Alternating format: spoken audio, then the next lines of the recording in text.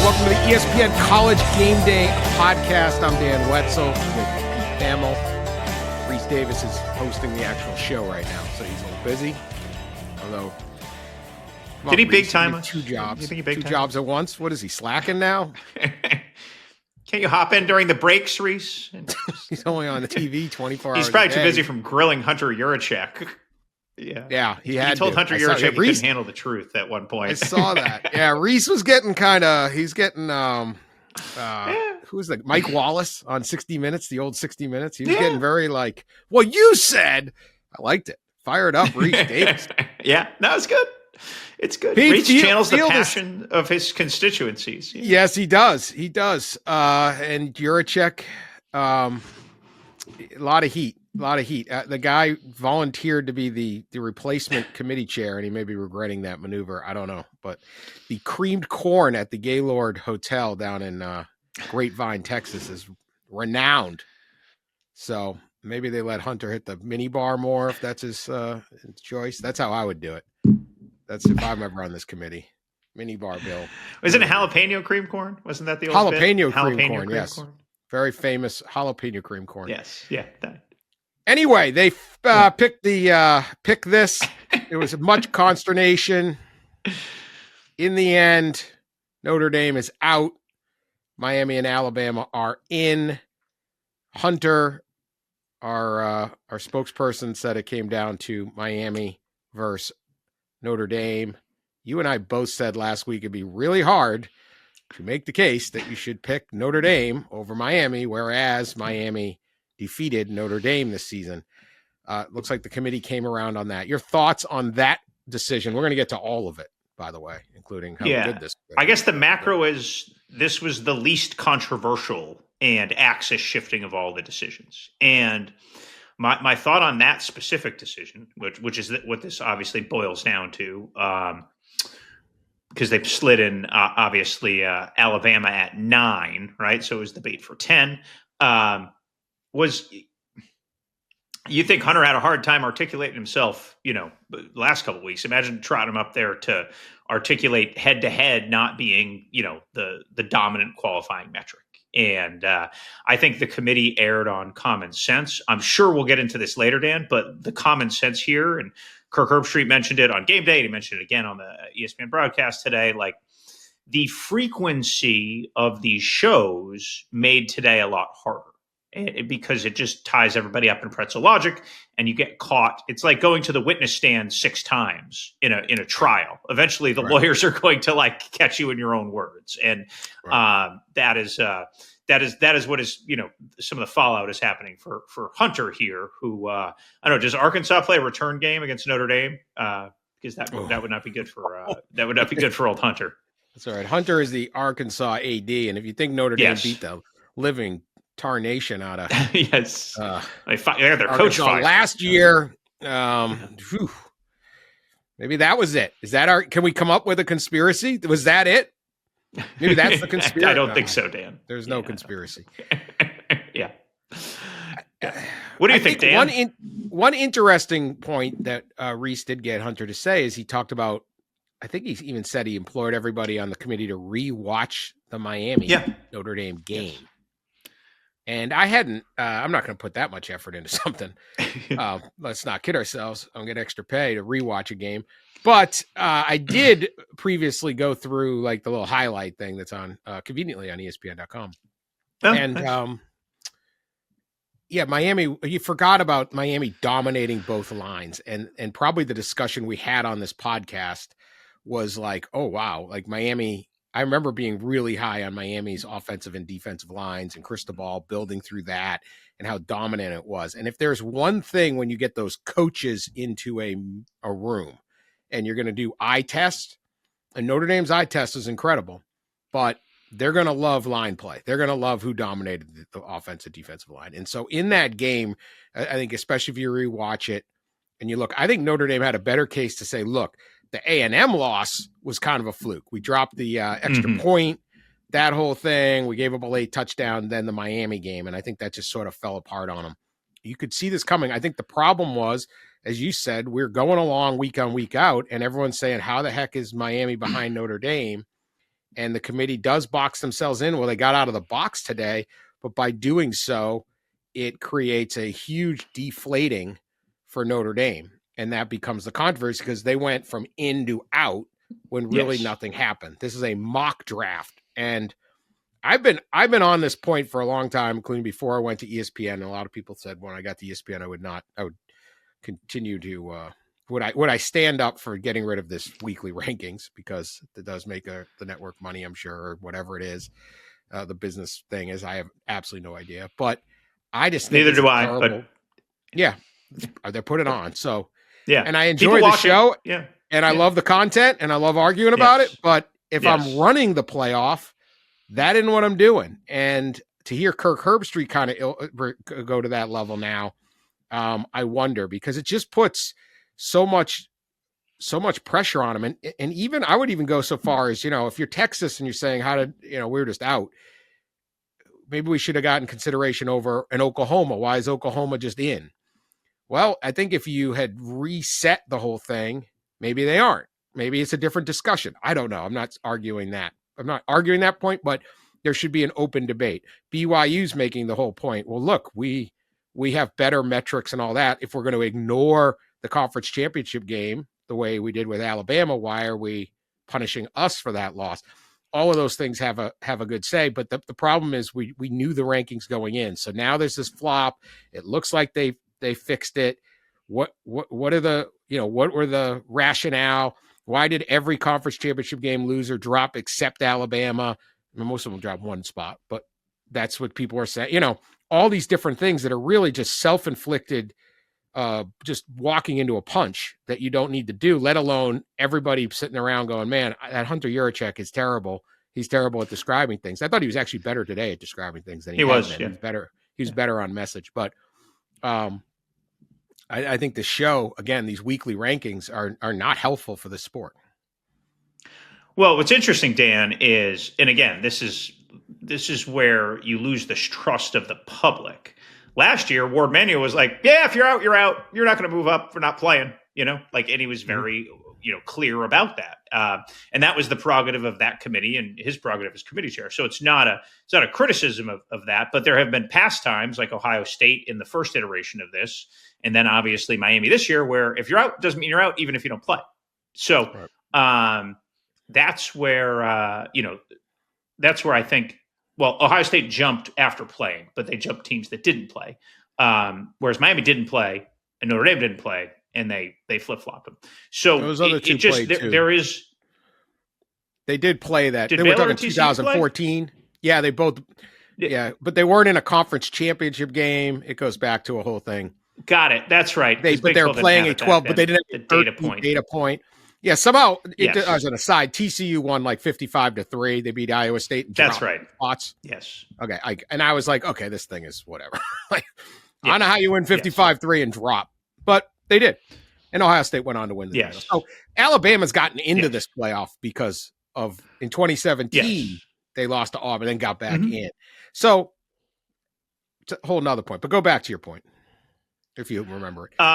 So the point is just all of the breadcrumbs lead to inconsistency, right? Like you are going to be inconsistent if you talk about this thing in like an inane level of detail every week. If you do a live interview on TV, if you then feel bad. Now, look, I'm pro transparency, but I just wonder, Dan, if we could spitball this for a minute. We'll get into the rest of the field later.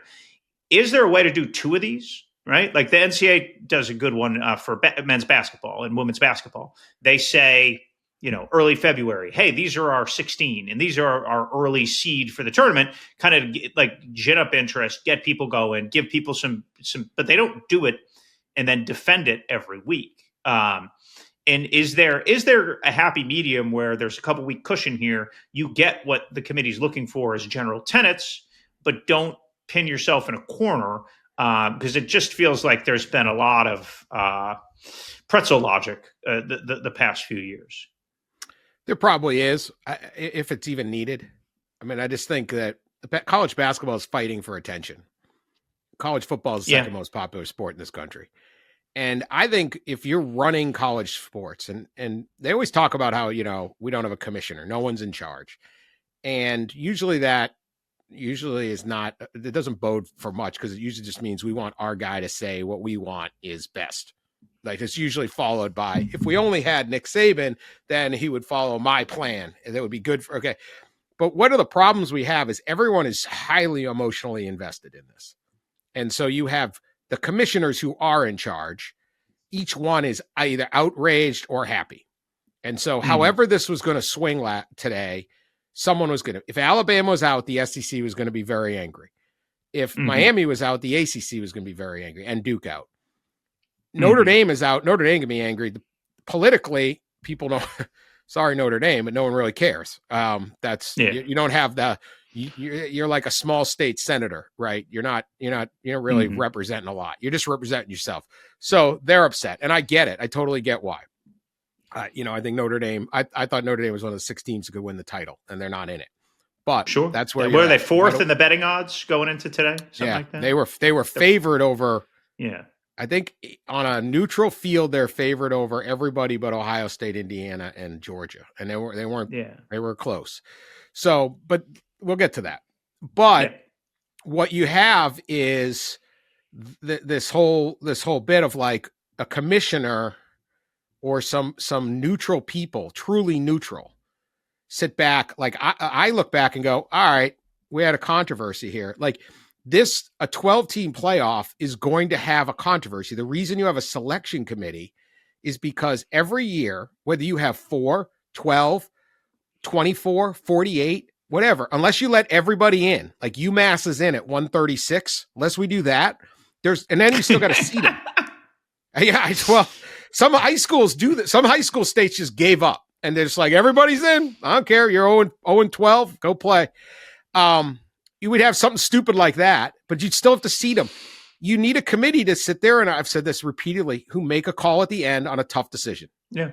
And the tough decision was, I love the way Notre Dame is playing football right now, but they happen to lose to this team. And we think Alabama shouldn't get, I thought they went with principles this time, not eye test. And I'm okay with that. My team that I thought was I think Notre Dame is better than Alabama right now. And I think Notre Dame is better than Miami right now, because I think CJ Carr is a whole different ballgame. But they went with principles, head to head, and you're not getting dinged by losing your conference championship game. Now, BYU did get dinged. I don't know. I don't know that BYU has an incredible resume. Yeah. I don't know. BYU's got a pretty good resume. They get a nice resume, but yes, that's where they're at. So does Vanderbilt. Yeah. They don't have a ton. Like, you just run out of good wins. That's the problem with all of these things. Even Alabama, they have one good win. It's like they beat Georgia. But other than that, Missouri, and, you kind of got to piece it together. They beat Vanderbilt. Vanderbilt's their other. Vanderbilt, I guess it's 2. That's good. Oklahoma, what do they have? Oklahoma only has Alabama. Yeah. This is the problem. When you expand, everyone goes, well, just let more teams in. There are way more 8-4 teams than there are 10-2. And so this sport used to have undefeated teams get left out. We used to have 1-loss teams that, really compelling teams get left out. And now we're sitting there saying, well, we probably are letting in too many teams. There's a lot of like, well, we deserve to be in. Doesn't necessarily mean that this tournament should cater to your, that's what this is about. You let 12 in so that you get at least like, I think Miami might, I want to see what Miami does. Maybe they can win a national. Maybe there are 6 teams that go into national. When have we ever had a college football season where we walked into the playoff going, there's 6 different teams going to the national title? Like, I could make a case for just about any of them. Sure. Oregon, or, like this is going to be great. But you kind of have that shouldn't get lost, by the way. This could be a good playoff. I mean, it's going to be fantastic. Be a really good playoff. The NFL has 14 teams because they're protecting 9 and 10. Like, they don't really think 7 teams in each conference can win it, but they don't want to leave somebody out. So I just think that you have a committee, and if you're truly step back, you look and go, all right, committee had to make a tough call. This was their tough call. Last year they had to make a tough call. And you don't overreact in the moment, over emotionally, up in your feelings like everybody is doing. People are fired up over JMU getting in. It is a quirky system. It's not ideal. I don't like the 2 group of 5 teams are in, but the ACC I think that's very fair. The ACC messed up their playoff thing. You know what happened last year? This group, the 5 auto bids, got the ACC a second team in. Clemson was ranked 16th. They didn't deserve to get in. They got in. They lost to Texas, right? They were the 12th seed. They got in because they kicked a late field goal and beat SMU, and they got in. They stole a bid last year. This year, they blew it. They lost a bid. Or it really should have been Miami. And they messed it all up. But over time, it'll even out. Alabama didn't get the benefit of the doubt last year. They got it this year. If you just sort of extend it out, not in this moment, I'm screaming and, fist clenched. No, Dan, we need to change everything immediately in reaction to the previous Get rid results. of the committee. It would not be college football if we didn't immediately change everything. So everything. That was, and this is, that was my disappointment. This is how you end today. up. Yes, that's all anyone screaming. You're getting the text, the same text I am, probably from the same people. Like, it's people, we got to do this and 24 teams and 3 play-ins and this and committee's gone. This is how you end up with an 18-team conference and a 17, like the ACC, desperate for survival, went 17 teams deep because they thought half their teams might leave, and now they screw up their tiebreaker doesn't work anymore, and James Madison gets in. Okay. Like, it's not ideal. I don't know, but this is where we're at. No. This is the sport. No. One mistake. But I tell you what, they're the big winners mistake. today.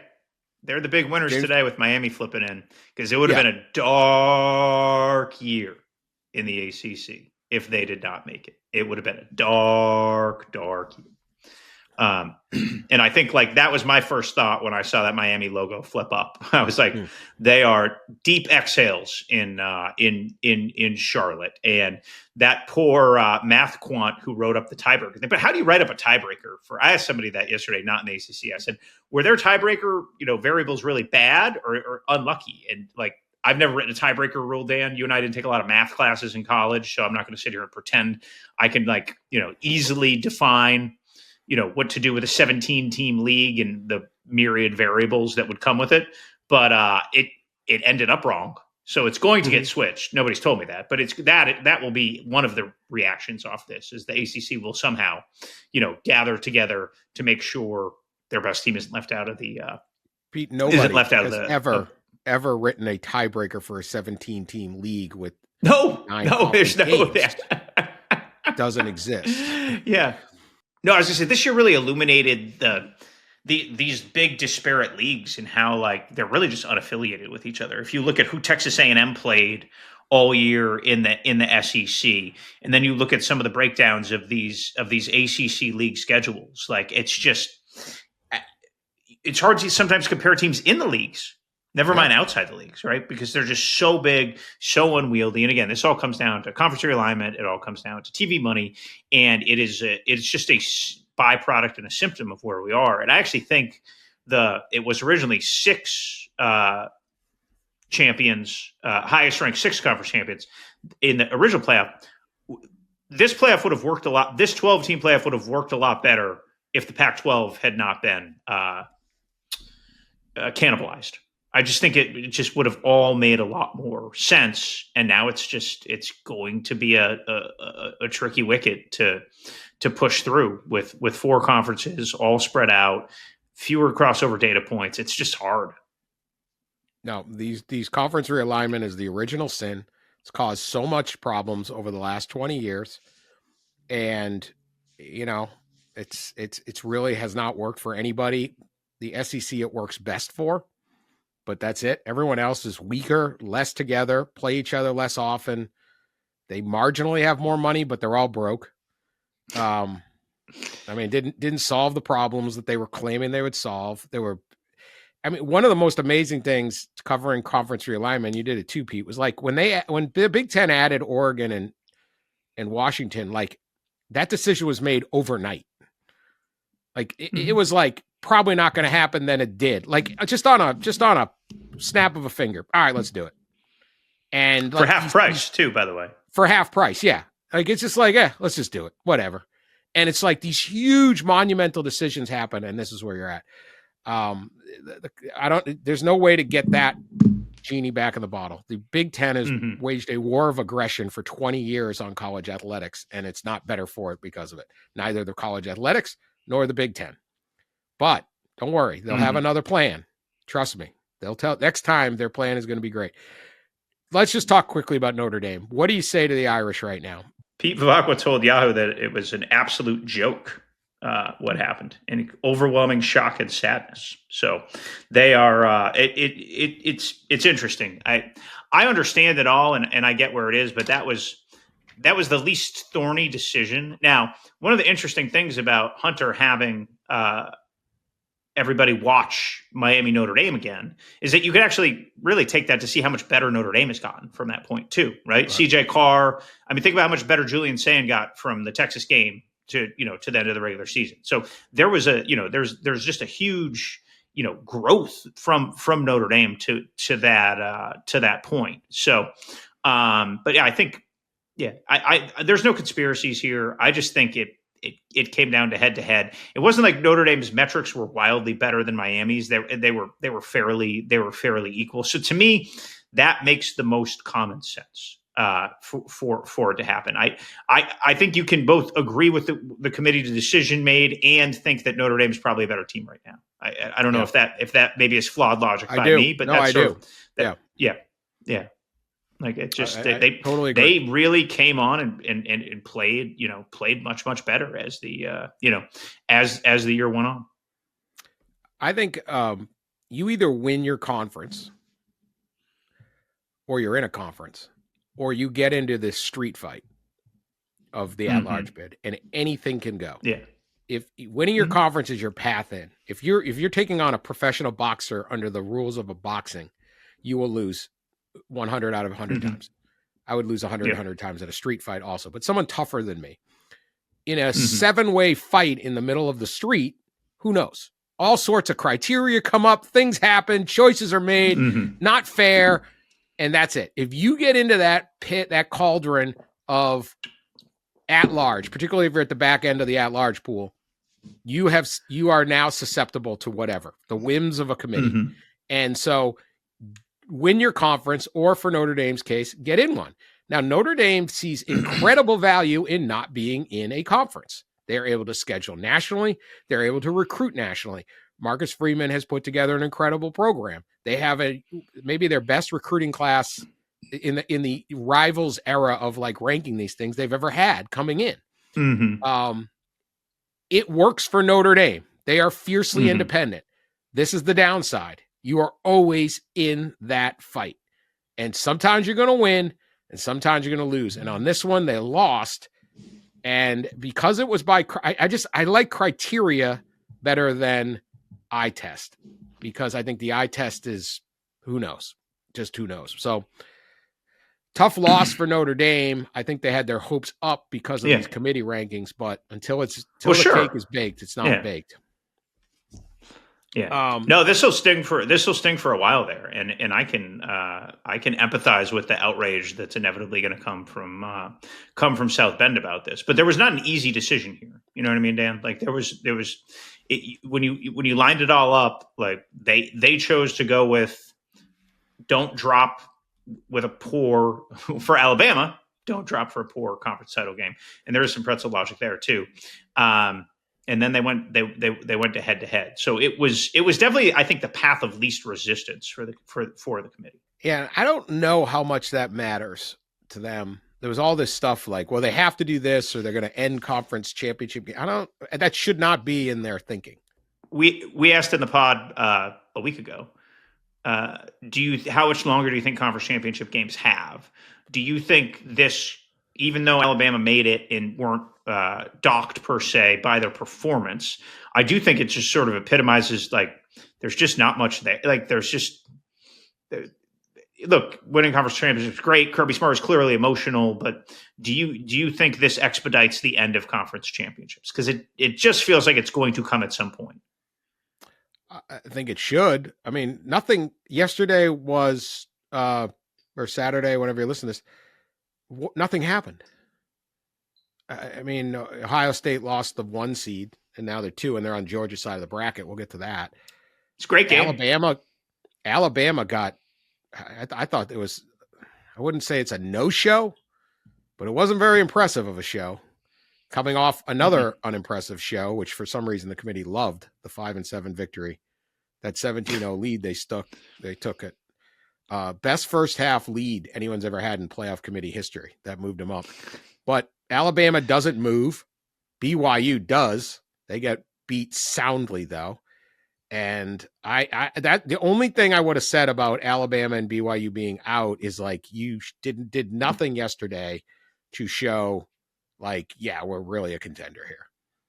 And like neither team was in it. So, but the SEC title game didn't matter. The Big Ten title game didn't matter, really. The ACC one didn't matter. Neither team got in. The Big 12, I guess, kind of mattered, but not really. Like, what are we doing? Why do this? And I get it. Money. There's all this money, but there's a cost analysis that goes beyond how many tickets we get or what our TV rating is. And it's, if we started the playoff yesterday, or we started in a week because we played Army Navy yesterday. And I think we go with what Reese Davis talks about, which I think would be the compromise. I like 12, but let's say they go to 16, you know, SEC is going to lose their big game in Atlanta and all the money and all the sponsorship. They're also going to get Texas and Vanderbilt and Alabama guaranteed in, and they're going to get more teams with home games because now the first 8 are going to get home games. So maybe you get an extra home game there, or however it plays out. Like, there's a full cost analysis where at some point, not only is this not that big of a deal, and it really is only could be punitive, but if we expand, you give us something, we'll get rid of these games. I think that's where this is sort of headed towards, because otherwise I'm not really sure what we watched on Saturday. Yeah, you had a good tweet, Dan, that basically said last year's SEC title game, Georgia lost its quarterback, Carson Beck, for the playoff, and ended up losing to Notre Dame, a very good Notre Dame team, but it would have been a different game if Carson Beck was playing. I'm not saying Georgia certainly would have won, but they would have had a better chance to win than Gunnar Stockton making his first career start. And look at Mendoza this year, right? Like, first play of the game, like, what if his shoulder's separated and he's out for 6 weeks? Like that play was saying too, where remember when his shoe went flying? Yeah, those are dangerous tackles. Those are dangerous, like from behind. I was like, oh, yeah. And I just think, what are we doing? Yeah. What becomes the tipping point is the question.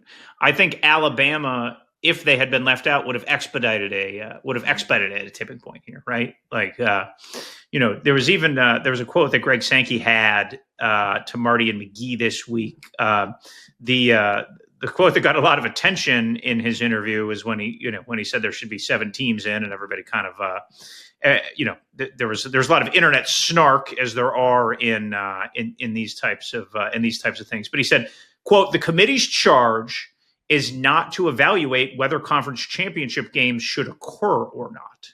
And I thought that was like sort of a subtly telling quote, because to me, he's saying, like, we're the ones that should say, whether they should occur or not. They can't be the ones who ultimately make that decision.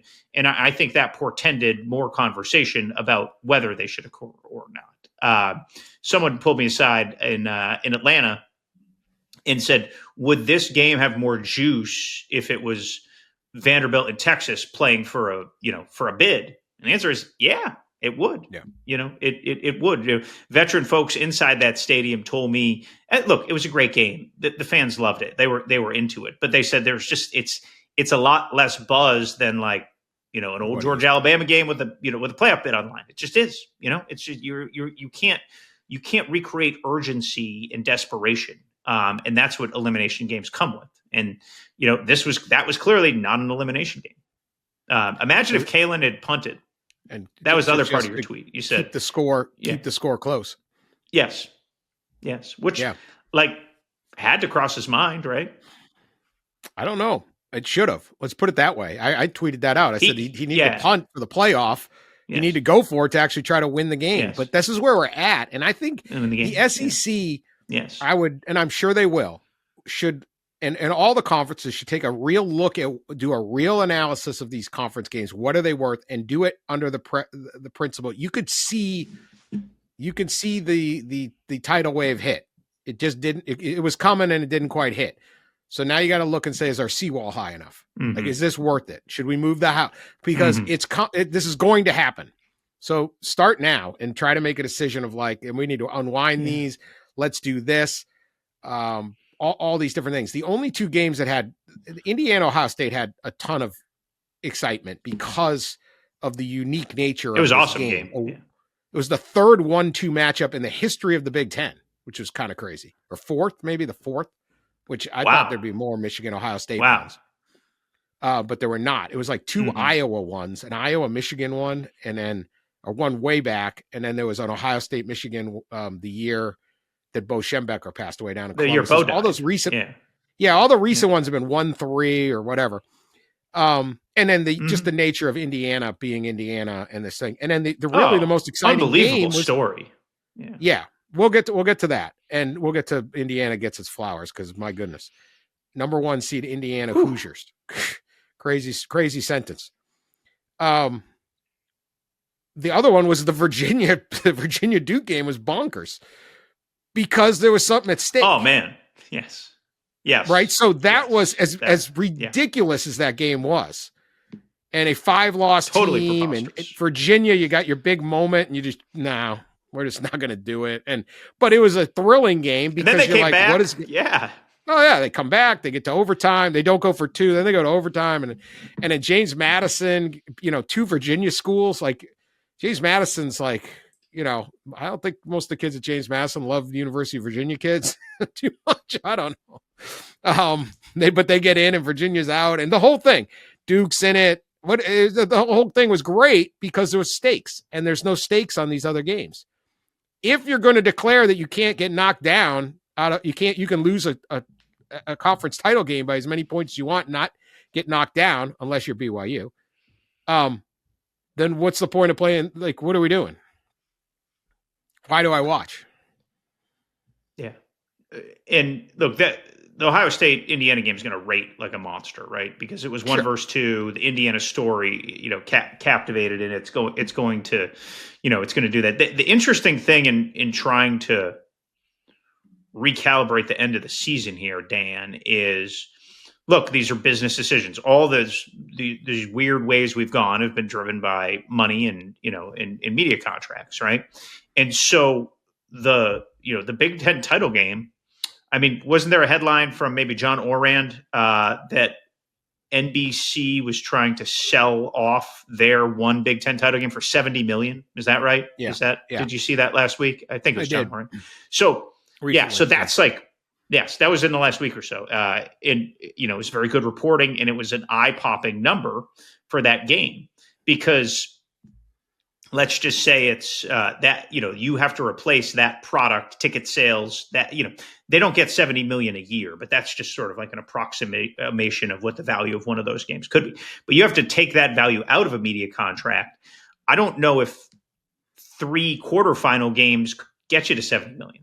Maybe I'm wrong. I'm not certainly in all the TV weeds, but I doubt it. Probably right? does not. And I don't. Well, I don't want to. Well, it certainly doesn't get you to the value of all of them, right? No, it does not. But what is the value of USC is in this tournament right now? Maybe, or what's I think SEC wise, it becomes a bigger thing. Is the SEC games even worth even more? It's a problem. Sure. Oh, sure. Yeah. No. And I just brought that Big Ten up. Yeah. Because we had a. That's why. Why would we give this up? Yeah. Why would we give this up? Yes. The game, and then we sell it out, and you have all these sponsorships around it. You were down there. Like the whole all of Atlanta. Oh, in Atlanta, it's like a celebration of the SEC. They got convention centers filled. You got Fan Fest. You got it's like the SEC and the Big Ten like to celebrate themselves, and they both have giant weekend-long celebrations of them. So you have to take a little piece of all that out too. And does that turn into a what's the cost weekend? Benefit of having Texas and Vanderbilt in? And I don't know. Right. So is that, would you pay $100 million right now if you could get 2 more teams in? Because there's not only those games, there's games, potentially more games on campus, more all the different things. So that's what they have to go into the weeds on, and I can't do. So it's easy for me to say, we're- not worth it, don't do it. But I suspect, and I certainly would recommend each conference does that right now. I imagine they've already done it. But you look at it because maybe you've dodged a bullet this time, but it's coming. These things are relics. And there's one thing college football loves is they love to hold on to certain relics, and then they will absolutely nuke other ones. Like they'll just sit there and be like, Nebraska, Oklahoma, they don't need to play anymore. Or, Texas, they don't need to play anymore. We give up. Oh, Pac-12, we don't care. But then they'll be like, but what about the Fan Fest in Indianapolis? We have to keep that. Or, we got to take care of the old, Pop-Tart Bowl here. And they will cling to weird things. And so this is one where can you holistically look at it and say, look, we got to make a call here. This is better for us over the next 5 years. Not just I'm going to lose a little bit of my rev share, but I also have a much better chance of getting into a playoff, which does donations and season tickets and just every single thing going forward. I don't know. That's where we're at on that. One more thought there, Dan. My understanding of what the Big Ten has been proposing with 24, which it's obviously pushing very hard, much to your delight, is that would obviously come with no conference championship games. So now my understanding, from the SEC side is that 24 is not something that they're particularly keen on. So, I thought the Big Ten wanted to have their own. The math gets tricky. Didn't the Big Ten want to have 3 games? Well, they wanted to have 1, 2, and then we would have had 6 play 3 and 5 play 4 yesterday. They want the 4 automatic bids. Correct. Okay, correct. Yeah. So they actually want to expand conference championship weekend. Well, they want to make it. What they're talking about is we get 4 automatic bids. The SEC gets 4 automatic bids. Everyone, and to determine those bids. We have Indiana and Ohio State would have played for the championship, and then we would have had Oregon play Washington again a week later. No, wait, Oregon would have played Iowa again a couple weeks, all right, for an automatic bid, and USC would have played Michigan for an automatic bid. Those would have rated. It would have been a big. They would have rated, but like, what? Real? Is anyone think Michigan? Like, first off, those games already happened this year. Yes. And do you want a world where Iowa and Michigan are still in the playoff? Because once you have a play-in game, you're in the playoff. Sure. So a team like Michigan could go through their schedule and not defeat anybody any good and be in the playoff because they got it. If Michigan starts winning, they go all the way. So it's more than just a 2014 playoff. It gets built out to 30 something. If each league does that, so they're actually looking to. They're going kind of the other way, and they're using we don't like the committee. We want to take the subjectivity of the committee out as that's their political rallying cry that most people would go, yeah, right, committee. But the committee's still going to exist because someone's got to seed these teams and rank them. Like, it's still going to. It doesn't actually do it. It's a very smart PR campaign, but it's not really rooted in anything that matters. What they really want is they wanted USC to play Michigan yesterday at 1:00 in put it on TV, and they get an extra TV game for their TV partners.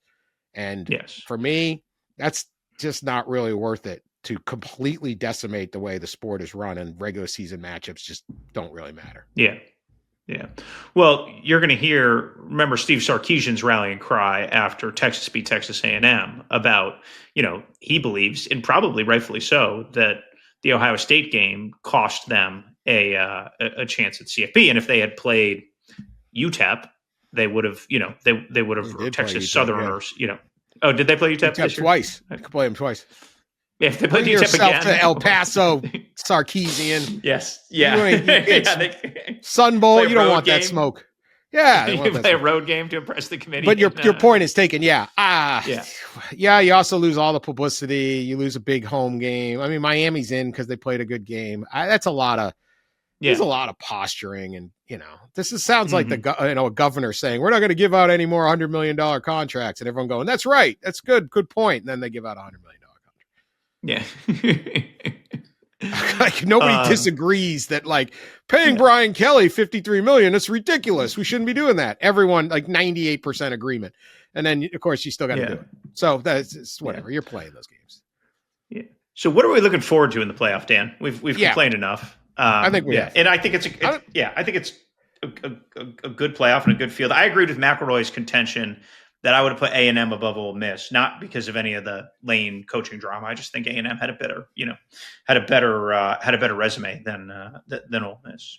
Indiana, being the 1 seed, deserves at least 2 minutes here, right? Curt Cignetti is 24-2 since he took over. This moribund losing once, no longer the losingest program in the history of college football. He's changed that. Northwestern. Incredible. So last week I went against my rule of never bet against Ohio State, and I was correct. And it's because I saw them in that Oregon game. They dominated Oregon that day. That defense is great. I don't know what. It's great. Probably the greatest coaching 2 years in the history of football. And like Bud Wilkerson won like 100 games in a row once, right? Something like that. Like it's some crazy thing. I mean, we are at that level. This is incredible that he could do that. And they got into that Ohio State game and it looked like, all right, they can slug with Ohio State, but Ohio State's going to get this thing going. And then they didn't. And the defense was incredible job.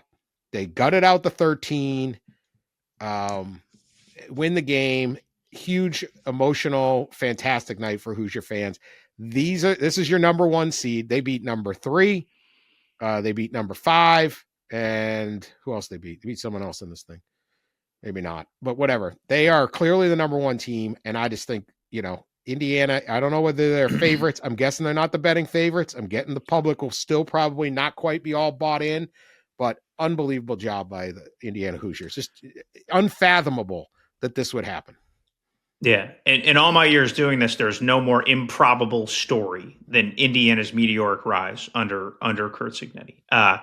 It is it's a fairy tale. It's strange credulity. It doesn't make sense in a logical way. What he has done, they are an exacting, efficient, just merciless, well-coached team. I thought, and they held Ohio State to somewhere around 53, 55 rushing yards last night, Dan. I mean, just completely stonewalled them on defense. They harassed and hit Julian Sayin. They confused him with some zone looks on third down. I give Brian Haynes, that DC there, a lot of credit. He's a rising star in the sport. Indiana, who has a couple NFL players, but they certainly don't, this isn't the 85 Bears in terms of talent, right? Have top 5 defenses in the whole country in back-to-back years. And that is pretty wild because they don't have a first-round pick on that defense. I think D'Angelo Pons, who's 5'9", is an All-American caliber player. Aiden Fisher, certainly Aiden Fisher. Both of those guys are JMU transfers, though, right? These guys weren't, 5 stars coming out of Miami, some factory downtown, IMG or whatever, who went in. They were players who they recruited, developed, and, have thrived in a system that has shown it can flummox offenses. So, yeah, it is hard to compliment them enough. I think it's an undertold story. Like, I don't think it's I think you can talk about it all day and it wouldn't be talked about enough. It's just kind of hard to say because it's just hyperbole at this. Like you just heaping. I don't know what else to say. Yeah. It's incredible. Yeah, Indiana is 13-0, and they proved last year didn't play anybody. This year they did. They won at Oregon in a super impressive fashion, and then they beat Ohio State, and they've got other victories. So the most best pair of wins in the country, right? Does anybody have 2 better wins than that? Best pair of wins in the country, not even close. I mean, nobody else is. The next best win is Alabama over Georgia, the regular season, which really got them in. Road 5, neutral 1 or 2 or whatever. Right. So to me, the 2 most significant things that happened yesterday today is Notre Dame got left out. I think Notre Dame could have done serious damage in this playoff. They're not in it, but that's my thought. Yeah. The more significant is Georgia and Ohio State are now on the same side of the bracket. And watching Georgia play yesterday, and I think all of us who, look, you're going to come in with some brand bias. Okay. You'd look and go, boy, the way Georgia's playing, I mean, they lost to Alabama. Boy, they avenged that.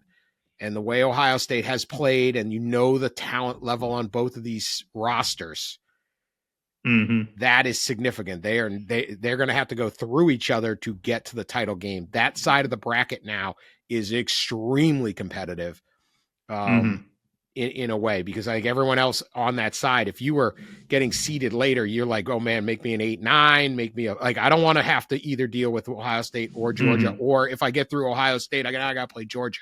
Oh goodness. Right. Like this, but those two are set up now for the quarterfinal is going to be incredible. And then potential as the potential for a January 1st semi. That's going to be epic. Yes. Except it's a January 8th semi, Dan, because we don't do anything 8th, easy. I'm sorry. It would be in the it's fine. It should be a January 1st semi. That's what the last 20 years would tell you. So Georgia gets the Ole Miss Tulane winner. So that's a pretty good draw for them. They got a great you'd rather draw. have the Ole Miss Tulane winner than the Miami A&M winner, I would think. Yeah, no, yes. Georgia got a very good draw, and then Georgia would play in the Sugar Bowl, one of those two teams, which would be kind of funny because it'd be like a home game for Tulane, and Ole Miss obviously has a lot of fans in that footprint, but that's where if you're Georgia you'd want to play, and then Ohio State's going to play in the Cotton Bowl against on New Year's Eve against the Miami A&M winner, which would be, that's a heck of a game, right? I mean, that's a really, really good football game. And then, this thing's loaded with Alabama, Oklahoma was a great football game when it was played this year. It's going to be another great game in Norman this time around. Obviously, Tulane Ole Miss was not a great football game, Dan, but we're going to get that again too. Was not. And if there was one thing I wish they had done, if you got to follow all your protocols. But you have to follow your protocols. But could we have moved A&M ahead of Ole Miss and then avoided the rematch with Tulane? Now it's a different Ole Miss team, but I think that and let me ask this: I think they were very adamant that they were not going to let Lane Kiffin's absence impact them. They literally moved Ole Miss up last week for beating. Mississippi State on the road. Yeah. But should they have? Shouldn't it matter a little? I don't know. It's a fair question. I think the play caller, if they had no offensive play caller right now or ambiguity there or we're breaking someone in there, that would be concerning to me. Does that make sense? Charlie Weiss Jr. coming back, I think, really stabilized that for Ole Miss. But look, Lane Kiffin's an excellent football coach. He's the head coach for 6 years. He runs the game. There's going to be an adjustment for Pete Golding's first game as a head coach while he's calling the defense, by the way, to do that. I think Joe Judge, the quarterback coach, longtime NFL coach, won a bunch of Super Bowls with the Patriots, was the head coach of the Giants. I think he'll sort of have some of the quiet behind the scenes game management stuff to as Pete's calling the defense and trying to do that. But it's there's going to be some new there. You know what I mean? There's no other way to say it. So interesting bit too, the way you mentioned Miami and Texas A&M will play. The winner of that game will play Ohio State in Arlington. So Texas A&M could have a game inside their state as the 7 seed. So does that help? Yeah. 2. They host, and then so they got a nice draw. Now they got to play Ohio State, but that's about as good as you're getting as a 7. They got to play Miami, but Ole Miss gets a great setup to play Tulane. They defeated them, beat Tulane very, very significantly. Texas Tech does not, as the 4 seed, does not get to go to Arlington. They have to go to Miami Gardens, which is kind of weird. And they will play either Oregon or James Madison. So I kind of feel like would it have been better to just give Texas Tech that Cotton Bowl? But I don't know how all that stuff plays out. Oregon, Texas Tech would be a heck of a game. Whew. This is going to be incredible. All the complaining. Yeah. This is the best playoff we've ever had. There's 6 teams that can win this championship at least. And the there's going to be, there's going to be, do I think JMU or Tulane are going to hold up much? I got to see what happens with Ole Miss, but doubt it. But I don't. I think I'm not excited about that. Yeah. I wish that the ACC hadn't screwed up their tiebreaker and Miami and Notre Dame and Alabama are all in, but that isn't what happened. So we're stuck with this situation, and good for JMU. Enjoy it. Tulane gets to move up, but there are more teams that can win than ever before. We see this in the sport. Yes. And there's the diversity of competition and all of those things. And we're going to get a whole bunch of great games out of this. And you can really look at a bracket. We used to go into a 4-team field and be like, yeah, really, it's just going to be these two are going to blow out the semifinals. Maybe there's one good semifinal game. Now I think it extends out to where we have some really good quarterfinal games. And unlike last year, I think we're going to have some really good.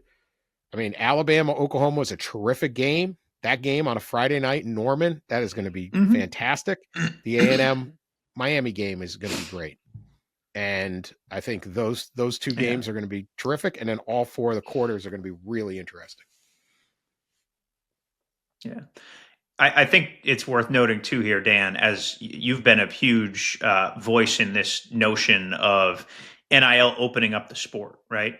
So we have Duke winning a conference championship last night, right, in a wild, goofy game. Indiana is a conference champion, and Texas Tech is a conference champion. Now, Texas Tech's investments will, go without saying, right? Cody Campbell has become one of the faces of the sport, for better or for worse, in the last few months. He's certainly become one of the most vocal members of the sport. But they spent and they won, and I give Joey McGuire a ton of credit. Because plenty of people have spent and lost. Nick Saban's old quote about if you buy the wrong players, you're darn out of luck, right? Indiana has also spent, and I think that's a little bit of a lost point here, Dan. They spent on Mendoza, for example. They retained, right? How many times in the history of college athletics, college basketball, college football, have you seen a team rise up and then everybody gets rated? They're talented coordinators, they're talented coaches, their best players transfer. Like it's sort of the circle of life, and it's the gravity that keeps these things down. Well, Indiana is paying their DC enough that he didn't want to go to Penn State last year. Like that's wild. That didn't happen. They're paying their strength coach enough that he said no to USC. Cignetti could have had his choice of jobs, right? In all this, and he said, "Nah, I'm going to stick around." They're paying him $11 million. So I just give Indiana a lot of credit. They saw their window of opportunity and they charged into it. And as did Texas Tech, like what held Texas Tech back for all these years?